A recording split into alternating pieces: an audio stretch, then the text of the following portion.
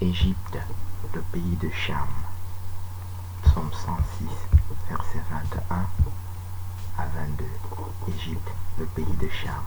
Psaume 105, verset 23. Égypte, le pays de Cham. Psaume 78, verset 51. Égypte, le pays de Cham. Psaume 105, verset 27. Égypte, le pays de Cham. Psaume 105, verset 23 à 27. L'Égypte est le pays de Cham par 144 versets dans la Bible.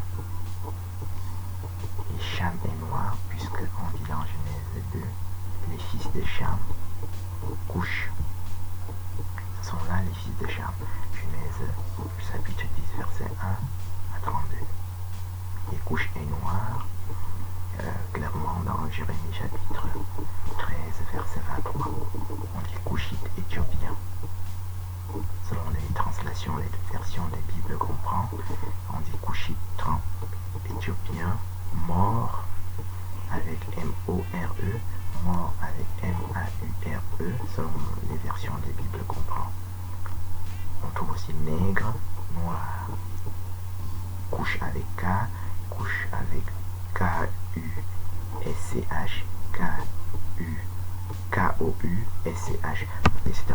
Donc, Couchite veut dire noir dans Jérémie chapitre 13, verset 23, dans toutes les versions des Bibles que vous prendrez. Et l'Égypte est dans le pays de Cham.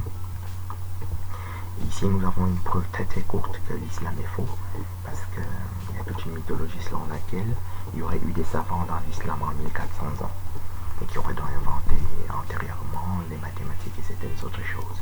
Bon, nous avons ici la preuve que de nos jours, que ces premières mythologies sont fausses, et qu'aujourd'hui, il n'y a pas un seul savant sur les 1,5 milliard de musulmans sur la Terre.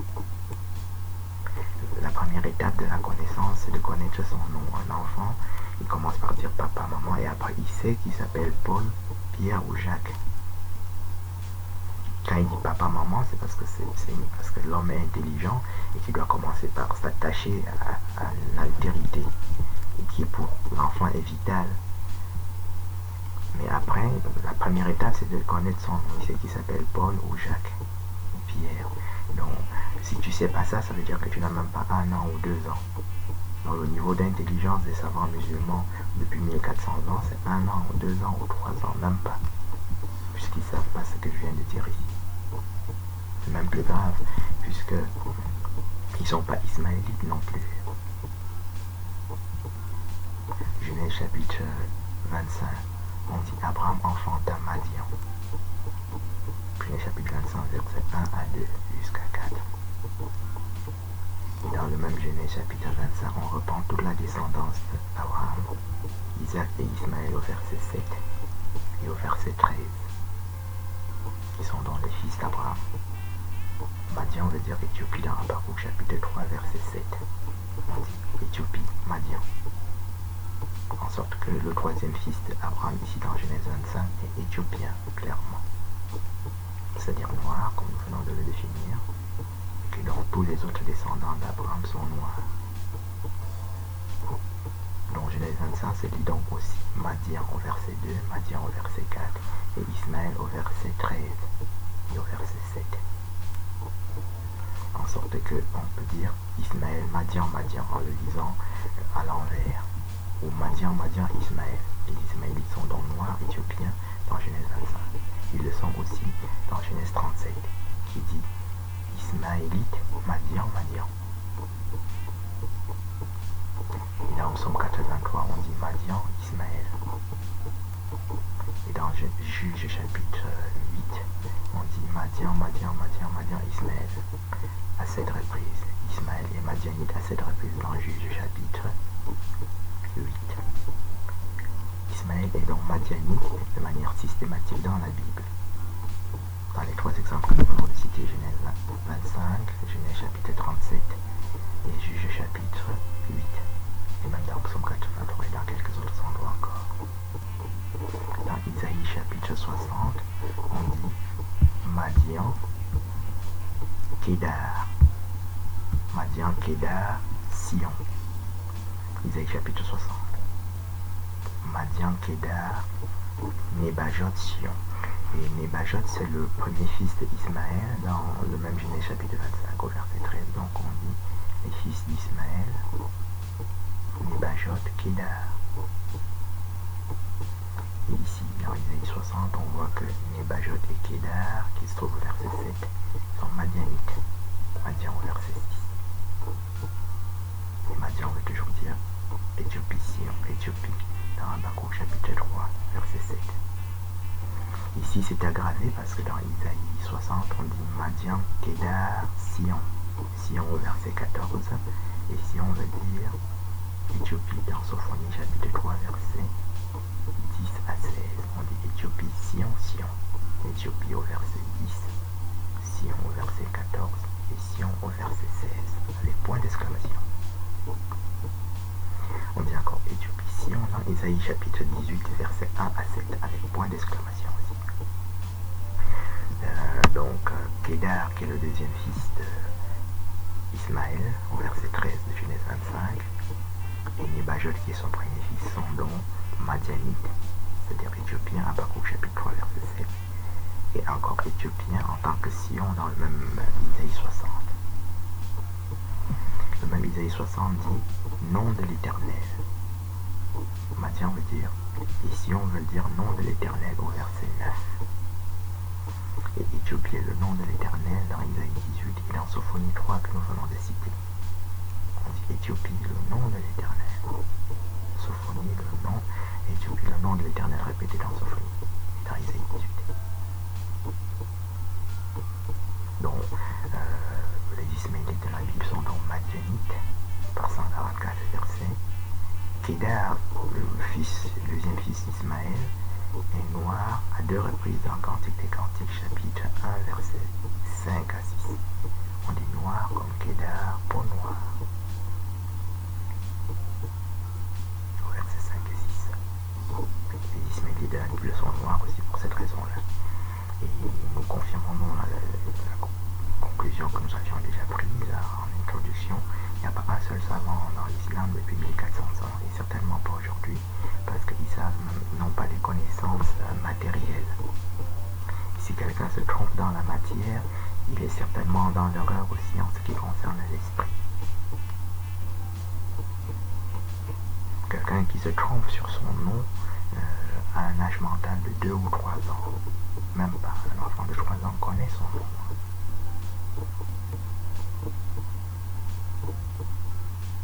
Eh bien, la terre sainte des musulmans aussi est fausse.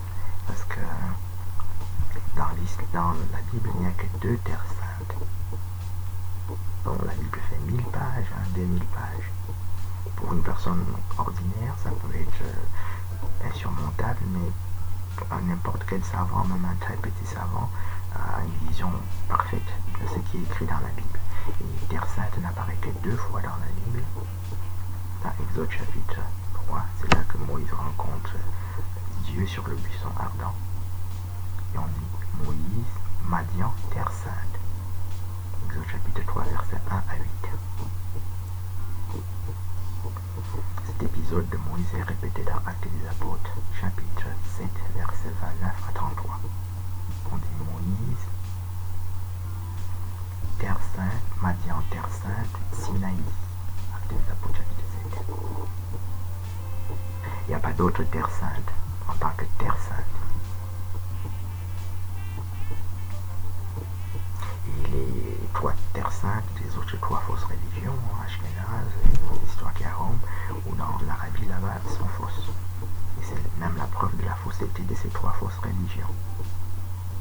Puisque donc je répète, il n'y a pas d'autre terre sainte dans la Bible en dehors de ce que nous venons de citer. Et chaque fois c'est attaché à Madian, et Madian veut dire Éthiopie dans Habakkuk chapitre 3 verset 7. Il s'agit d'un sceau. Habakkuk c'est un sceau qui permet, c'est comme une clé qui permet d'ouvrir des choses qui sont scellées, qu'on ne peut pas savoir, à part d'avoir ces sceaux-là, cette clé. Ce sont les 7 sceaux que nous avons déjà développés dans d'autres vidéos antérieures sur YouTube et sur quelques autres sites. Mec n'existe pas dans la Bible. Vous pouvez traduire ça en arabe ancien, en arabe nouveau, et ça n'existe pas dans la Bible. Vous traduisez dans les langues que vous voulez, en grec, en latin, et ça n'existe pas dans la Bible.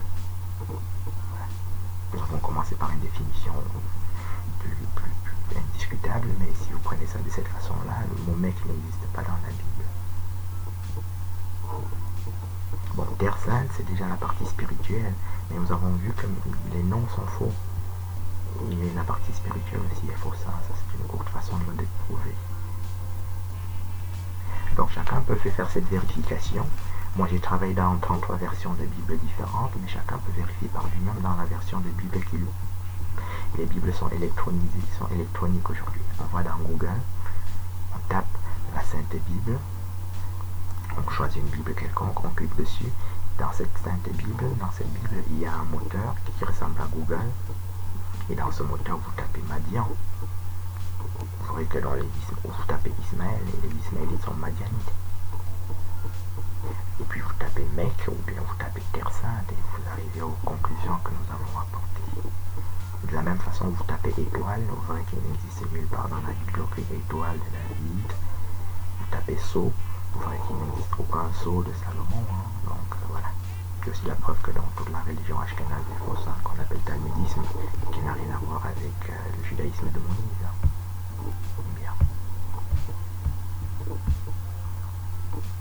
Et donc nous essayons de prouver qu'il n'y a pas un seul savant dans ces fausses religions, parce que Dieu est un Dieu de connaissance, et quand on découvre une telle quantité d'ignorance, ça veut dire qu'il n'y a pas un seul Dieu dans ça. Les Arabes de la Bible sont éthiopiens aussi. Deuxième livre des Chroniques, chapitre 21. On dit Philistin, Arabe, Éthiopien, au verset 16. Philistin, Arabe, Éthiopien. Bon, les Philistins sont éthiopiens, les Arabes sont éthiopiens de manière très claire. Les Philistins sont aussi éthiopiens. Couchites dans Genèse chapitre 10 que nous avons étudié, on dit les fils de Cham. Couche, Philistin, Philistin, verset 14 de Genèse 10. Dans ce Genèse 10, on trouve la reine de Saba, les fils de Cham, Couche, Séba, Saba, Nimrod répété à 2 reprises. Et Ninive se trouve là-dedans aussi. Sodome et Gomorrhe s'y trouve aussi. Et Gaza est fils de Cham, est un couchite pour cette raison-là. Voilà.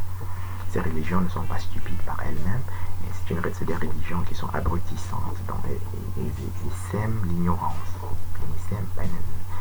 N'ensemencent pas la connaissance, mais l'ignorance. Il n'y a pas de Gaza là-bas. Les Gaza sont philistins et éthiopiens. Et arabe est littéralement éthiopien dans 2 Chroniques chapitre 21. Les Arabes sont encore philistins dans le 2e livre des Chroniques chapitre 26. On dit philistin, arabe. 2 fois philistin au verset 6 et encore philistin arabe au verset 7 de 2 Chroniques 26.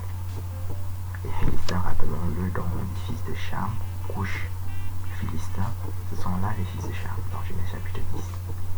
Philistins apparaissant au verset 14 et Couche au verset 6 de Genèse 10. Donc les Arabes qu'on a aujourd'hui sont des faux Arabes, les Ismaélites qu'on a sont des faux Ismaélites, et les Égyptiens sont des faux Égyptiens, qui sont donc des Ashkénazes. Ashkénaz est défini dans la Bible comme un oppresseur. Dans Jérémie chapitre 51, Ashkénaz n'est pas sémite, et dans Genèse chapitre 10 que nous étudions, il est fils de Japhet. On dit Noé, Sem, Cham, Japhet, il est fils de Japhet, Ashkénaz, qui est confirmé dans 1 Chronique chapitre 1, et dans le livre de Jacher, chapitre 10, dans lequel Ashkénaz est français. Jacher chapitre 10, on dit Japhet, Gomer, France, français, fleuve la Seine.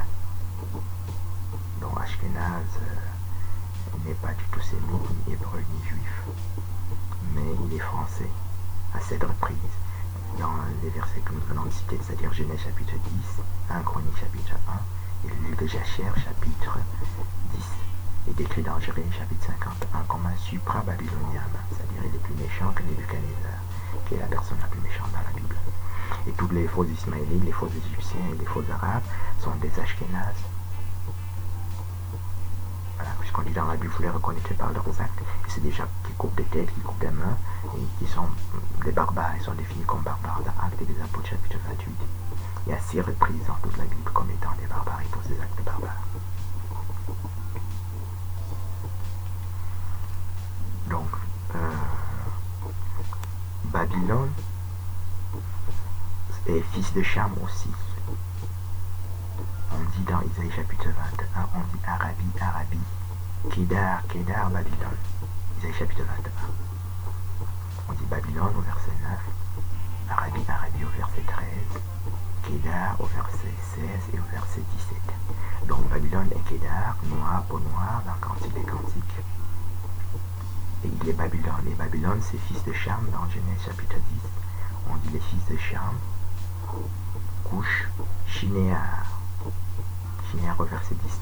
Et Shinéar veut dire Babylone dans Daniel chapitre 1. On dit Nebuchadnezzar, Babylone, pays de Shinéar, Chaldéen, Daniel chapitre 1. Et Shinéar se trouve comme fils de Cham dans Genèse chapitre 10.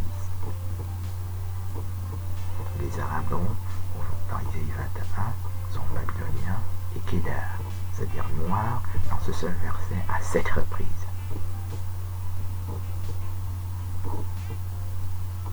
Shinéar, c'est aussi un sceau, une clé qui permet d'ouvrir par exemple ce verset. Babylone lui-même est Kédar de manière isolée dans Jérémie chapitre 49. On dit Kédar, Babylone, Kédar au verset 28 de Jérémie 49. C'est lit donc Kédar, Nebuchadnezzar, Babylone, Kédar. Et Babylone veut dire Shinéar, fils de Cham dans Genèse 10 et dans Daniel 1. Nebuchadnezzar qui est donc la personne la plus méchante dans la Bible. Et Kédar, noir, et Babylone noir, couché dans Genèse chapitre 10 et dans Cantique des Cantiques chapitre 1. Les Perses qui prétendent souvent qu'ils sont des savants parce qu'ils auraient des satellites. Je l'ai montré dans quelques vidéos antérieures que ça n'existe pas les satellites. Et si ça existait, ils n'auraient pas bombardé l'avion ukrainien en janvier l'année dernière, quand ils étaient en état de guerre. Ils ont bombardé l'avion ukrainien qui a une même précision pareille. Et la preuve que même leurs radars sont très mauvais. Mais ils ne sont pas les seuls coupables. Les Américains se sont auto-bombardés aussi lors de la guerre du Golfe. Ils ont détruit un avion britannique qui revenait de mission pour atterrir dans leur propre camp. Ils l'ont bombardé. À l'atterrissage ou au décollage, un avion ne dépasse pas 300 ou 400 km. Et on ne peut pas le confondre à un missile qui est à 7000 km. Un missile de croisière, il est à sa vitesse de croisière, c'est 6000, 7000 km. On ne peut pas confondre ça à un avion qui vient pour atterrir, comme les Américains l'ont fait en 2003. Ils ont bombardé un avion britannique qui venait pour atterrir dans leur propre camp. Et ils l'ont confondu à un missile ennemi. À l'atterrissage, même un avion de guerre n'est pas à plus de 400 km/h. Une pareille confusion, c'est la preuve que ça n'existe pas les satellites. Dans mes vidéos, je fais des démonstrations plus élaborées, mais celle-ci est suffisante. Dans les Perses, soi-disant iraniens, ils disent que donc ils ont des missiles, ils ont des satellites, mais ils ont bombardé un avion qui était à pas plus de 300 km/h et qu'ils ont confondu à un missile au décollage est tout de suite à 1000 km/h, alors qu'un avion au décollage n'est pas à 1000 km/h. C'est une confusion. Confusion veut dire que tu as un an, que tu as une connaissance de l'ordre d'un enfant de 1 an. Les enfants, quand ils ont 1 an, ils marchent, et après, quand ils commencent à marcher, ils deviennent forts, il fera comme ça, il retire ses chaussures et il les remet à l'envers. C'est ça qu'on appelle une confusion. Tu confonds un missile qui, du départ à la fin, un missile n'est jamais à 300 km/h, ni à 400 km/h, jamais. Ça, c'est la preuve ça n'existe pas de satellite. Et donc, ces Perses-là pensent qu'ils sont intelligents, mais ils ne le sont pas du tout. Il n'y a jamais eu de savants perses depuis que l'humanité existe, puisque les Perses aussi sont, dans la Bible, sont noirs. Dans Esdras chapitre 1, on dit Perse, Babylone. Perse à 2 reprises au verset 1, Perse au verset 2, Perse au verset 8 et Babylone au verset 11. Donc les Perses sont babyloniens et Babylone c'est un sceau parce qu'il faut passer par Daniel 1 pour savoir que Babylone veut dire Shinéar. Et Shinéar dans Daniel 1, Shinéar chaldéen Babylone, dans Daniel 1 veut dire dans Genèse chapitre 10, fils de Couche. Shinéar, ce sont là les fils de Cham, Couche. Et Shinéar, ce sont là les fils de Cham. Donc les Babyloniens sont Couchites, Shinéar. Genèse chapitre 10.